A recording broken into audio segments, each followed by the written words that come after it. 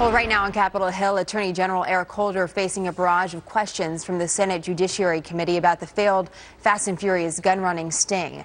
This after a House panel scheduled a vote for next week that could end with the Attorney General being held in contempt of Congress. There's some limits of what actually that means. We talked about that a little bit with Judge Napolitano, and joining us now is Texas Senator John Cornyn, a member of the Senate Judiciary Committee who just called for the Attorney General's resignation. So, Senator Cornyn, why now? Well, unfortunately, it's been the culmination of stonewalling by the Attorney General on the investigation into Fast and Furious, but now culminating with his attempt to place an Obama campaign volunteer in the investigation of these leaks, these national security leaks that could well go to the very top of this administration. And the Attorney General agreed with me that we need someone independent and nonpartisan to conduct this very sensitive investigation into two of our most classified programs dealing with Iran and dealing with terrorism.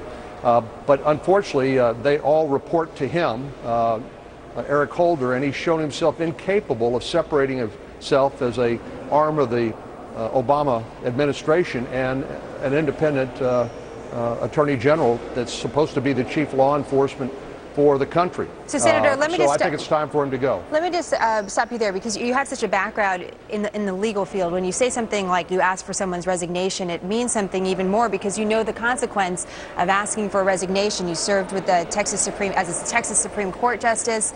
And I just want to be clear on this. Are you asking for the Attorney General's resignation because of Fast and Furious, because of the national leaks, because of a combination of the way that he's attempting to handle the two? What's the reason?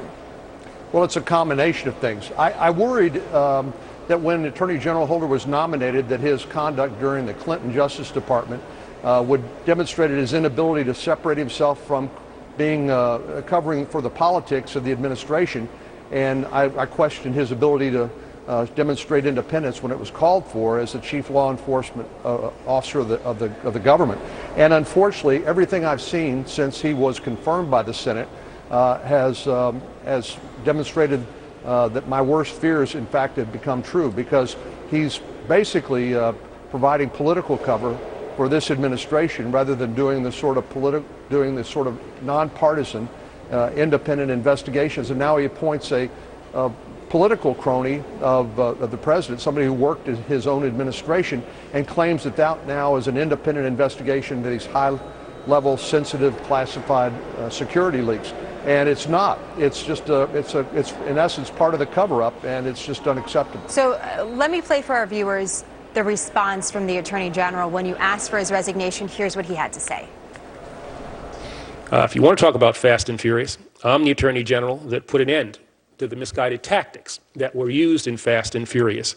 An Attorney General who I suppose you would hold in higher regard was briefed on these kinds of tactics in an operation called Wide Receiver and did nothing to stop them. Nothing.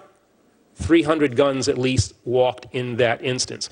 I'm also the Attorney General who called on an Inspector General to look into this matter, to investigate this matter. I'm also the Attorney General who made personnel changes at ATF and in the U.S. Attorney's Office that was involved, have overseen the changes of processes and procedures within ATF to make sure that this doesn't happen ever again. So I don't have any intention of resigning. So the Attorney General there talking mostly about Fast and Furious. If the intention, Senator, is to solve the questions left unanswered that some have about Fast and Furious, and to solve the questions about the implications of these national leaks that are taking place, then how will Eric Holder's resignation solve those issues for you? Well, if Eric Holder won't conduct an independent and nonpartisan investigation into things like Fast and Furious and these national security leaks, then it's time for him to quit and let President Obama appoint someone who will. Eric Holder has refused to cooperate with a congressional oversight investigation conducted by Chairman Issa and Senator Grassley. In fact, they've misled Congress by claiming that the Fast and Furious program did not exist in February 2011, and it took them 9 months for them to come back and correct that and acknowledge it existed. But they still refuse to produce documents which we know will demonstrate knowledge of this flawed program of letting 2,000 high-caliber weapons walk into the hands of the drug cartels. we could demonstrate that high-level Justice Department officials know about it, but there's been no accountability. And unfortunately, he's just obstructed the congressional investigation into this to get to the bottom of it. So, Senator Cornyn, of course, we've talked about this House panel potentially voting to hold Eric Holder in contempt of Congress. Judge Napolitano was on our show last hour, and he said if the attempt is to really get the documents that are in question, there might be an easier way to do that through lawsuits. I have a question for you on that. I have to take a quick break, but right after the break, we'll talk a little bit about that. All right? Thank you, sir. We'll be right back. What you're seeing there on your screen is Attorney General Eric Holder testifying again in front of the Senate Judiciary Committee. Rejoining us now, Senator John Cornyn. And Senator, I left off with this question. I'll just sort of set it up for our viewers that may just be joining us. You know, lawmakers want additional pages from the Department of Justice on Fast and Furious. The DOJ isn't providing them.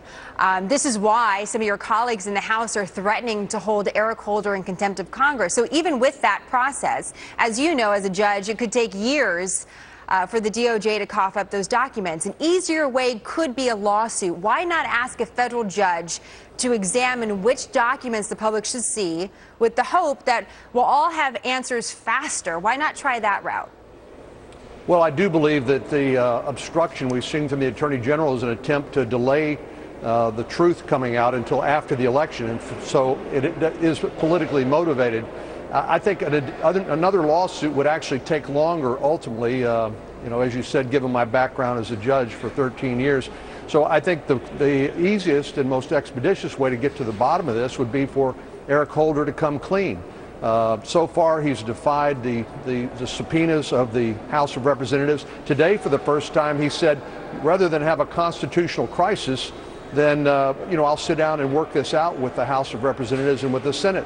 But it won't be a constitutional crisis, but it will be a serious matter for the Attorney General. He is offering to sit down now and talk to anyone face to face. So do you think this has gotten too personal and too emotional to be effective, to solve this situation effectively just between adults? It's not personal. It may be some emotion here because I think people are genuinely angry, and I'm one of them, that the Attorney General has held no one accountable for this gun-walking operation that took the life of Brian Terry, a U.S. law enforcement agent, and perhaps many other people as well. And he won't hold himself accountable. And that's what we're talking about here is accountability. Senator Cornyn, a pleasure to have you today. Thank you for stepping out of the hearing for us. We really appreciate it. Thank you. Look forward to